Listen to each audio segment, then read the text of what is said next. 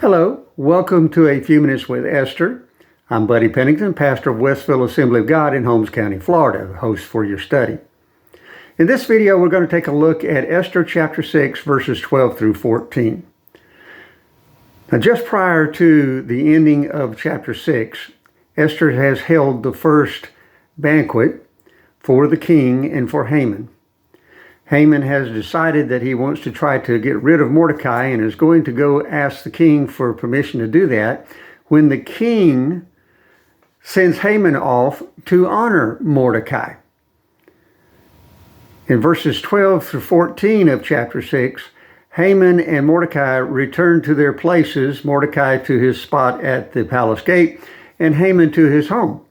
Only Haman has been humiliated because he has had to honor the very man that he wanted to kill for not showing him all the honor that Haman thought he deserved as the king's right-hand man. He arrives home and tells his wife Zeresh and his advisors what has happened. They give him an interesting statement. They tell him, well, if Mordecai is of Jewish descent, and you have had to do this to Mordecai to honor him. In other words, you have followed in grace before Mordecai because of what has happened. You're not going to be able to defeat him. He will eventually bring about your downfall. Now, it's at this point when the king's eunuchs come to get Haman to take him back to the second banquet that the queen has invited the king and Haman to attend. Now, there's something I would like to point out here.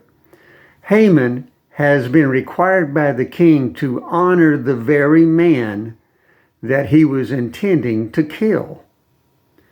It's a very ironic situation, if you will. Allow me to give you a bit of advice on life at this point. There will be times in your life when God tries to get your attention by putting you into an ironic situation.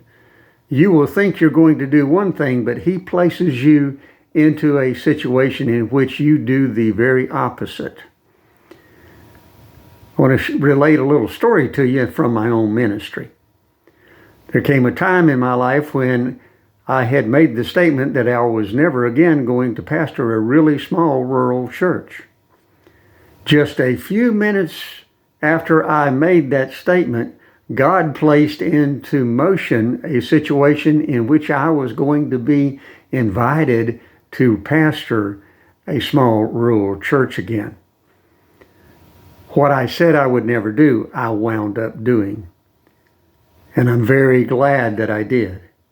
Now, in Haman's situation, God arranged for him to honor Mordecai instead of kill Mordecai. Haman is in for a rude awakening when he goes to the second feast that has been set up by Queen Esther.